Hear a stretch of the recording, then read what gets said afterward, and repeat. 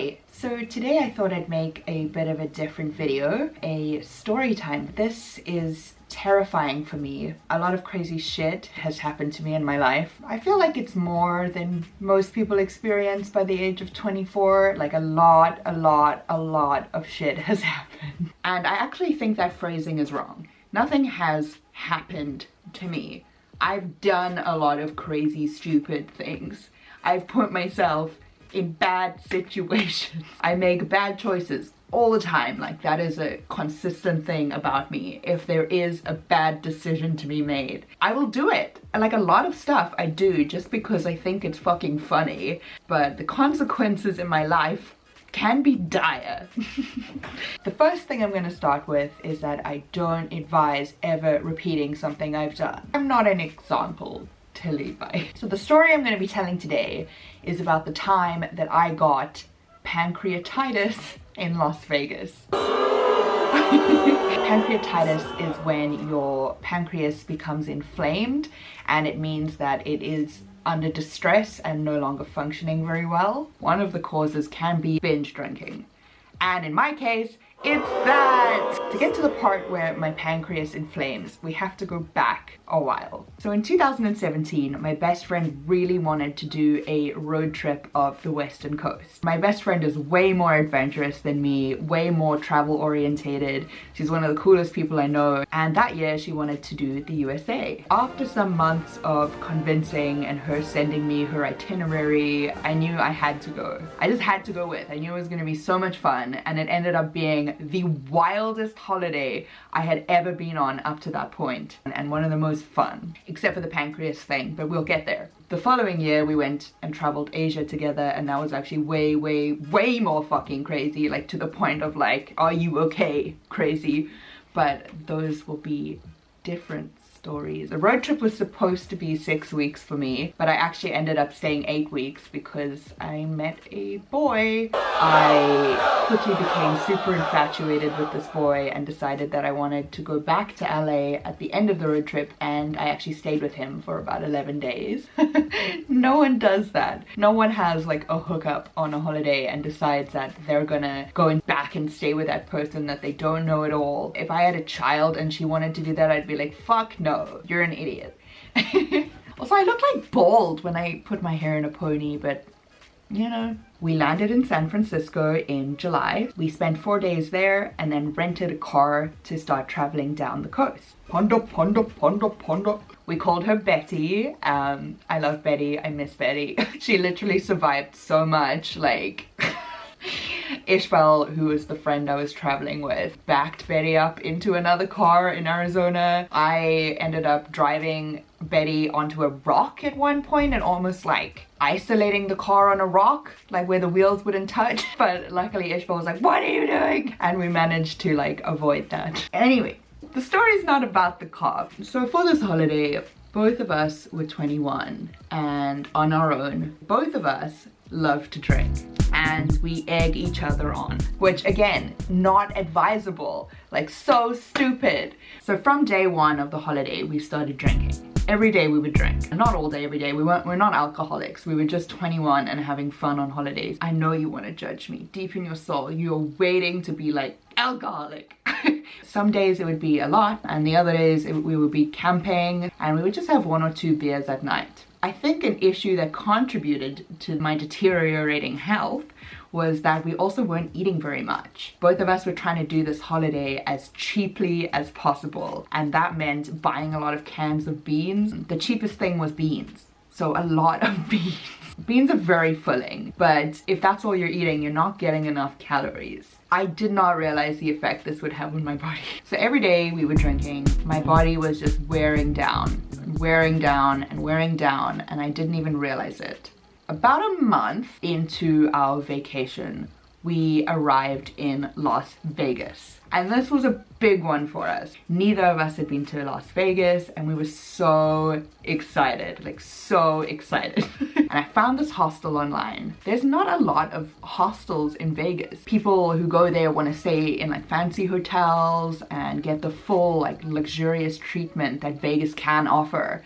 But like I said, we were both trying to do the holiday as cheaply as possible, so we were looking for hostels. And we stayed in the one that looked like it was going to be more fun. We arrive in Vegas on the Thursday, and the hostel has an hour where they give free drinks. And they bring out this big plastic orange container filled with orange jungle juice. Don't know what's in there, don't want to ask, but like, it's free alcohol. Thank you, hostel. Like, you didn't have to. My friend and I love including people and making people feel welcome, so we kind of forced everyone in the hostel to sit outside and play drinking games. Then the hostel manager put everyone in a van.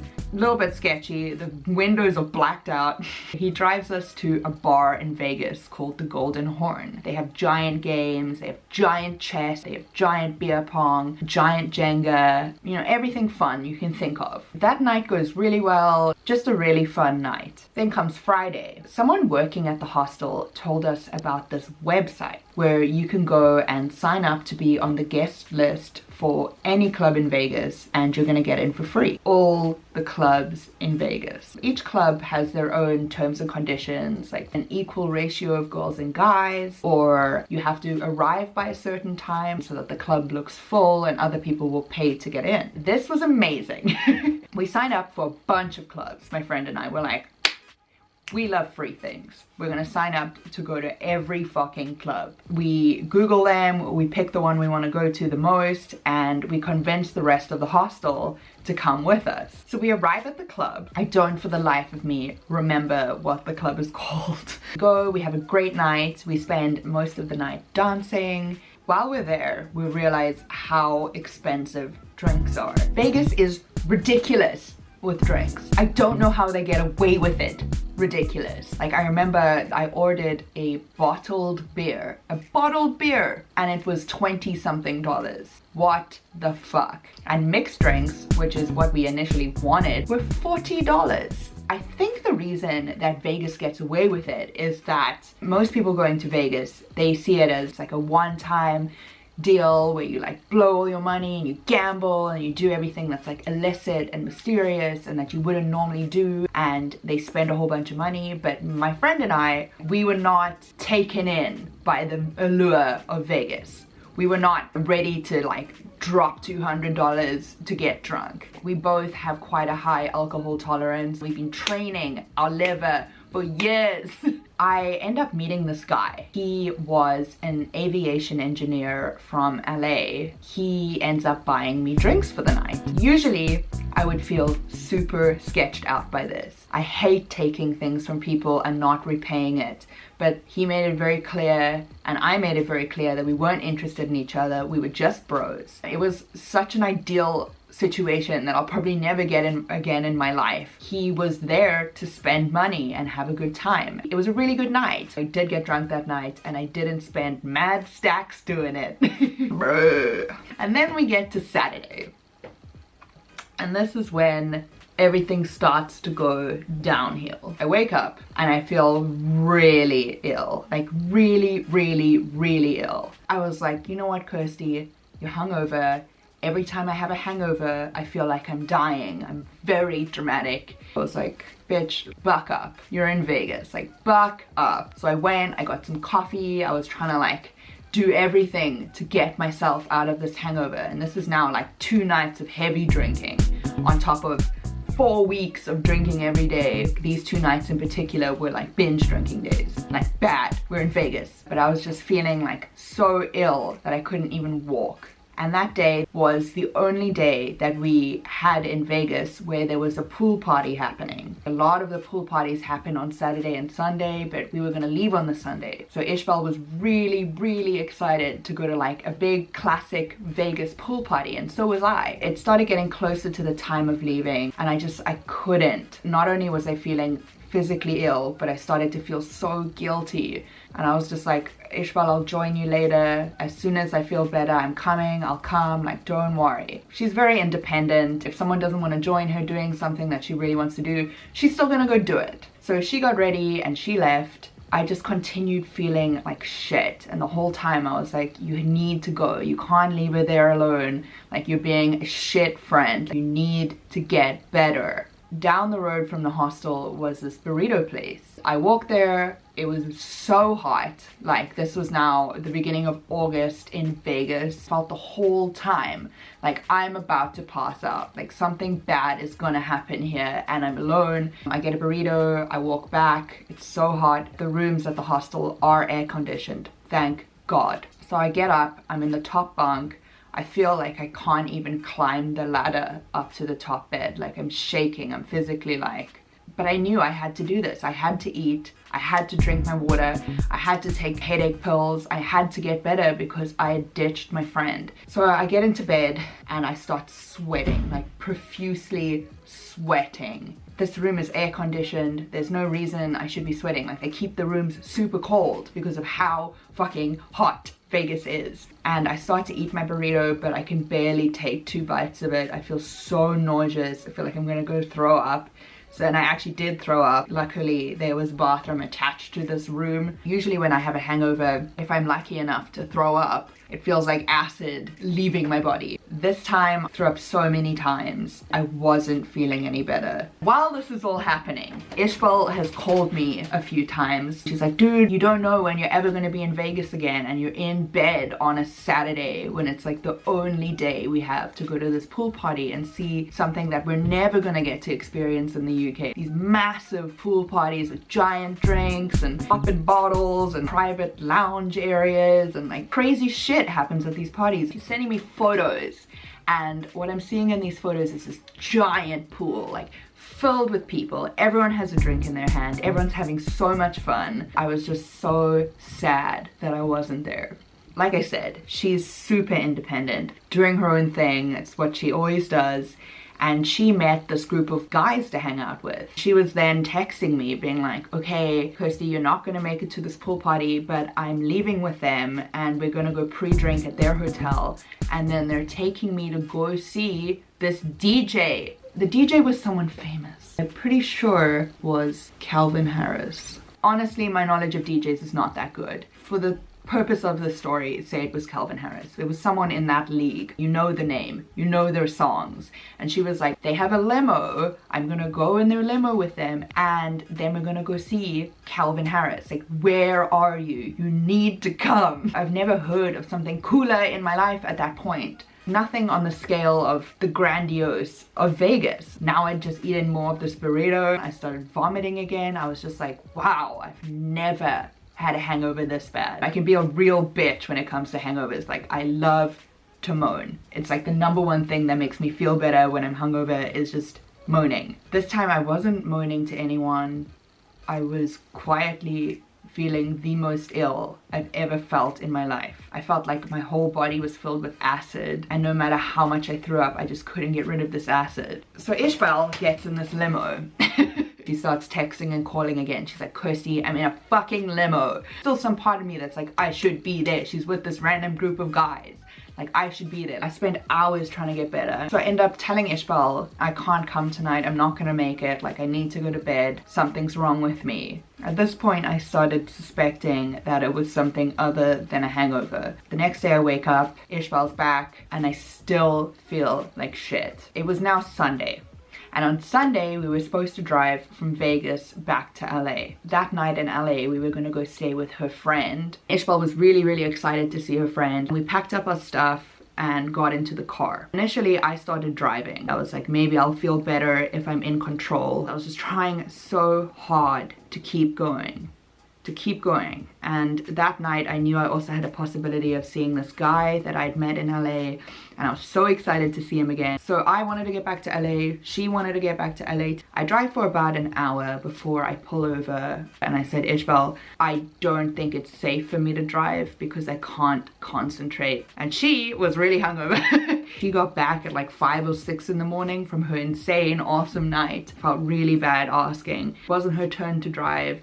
I hadn't gone out with her. I ditched her the entire night, and now I couldn't even drive. If I was her, I would have been like, this is really like shitty. I got into the passenger side and I put the seat the whole way down because I still felt like my whole body was just filled with acid. And the most painful part of that was in my stomach. I lay down, and that's when I noticed my stomach was bulging. It was like protruding out. Something is fucking wrong here? It was really scary. Like, I could visibly see something was distorted. We started driving and Ishbel put on her show tunes because she wanted to wake up. I think it was either Dear Evan Hansen or Hamilton, or a combination of the two. Great music, not when you feel like death. And it was blaring. Of course I didn't say anything. She's tired, she's hungover, she needs this music to stay awake. At one point I asked her to pull over because I think I'm gonna throw up. She pulls over, I throw up, I get back in the car and I start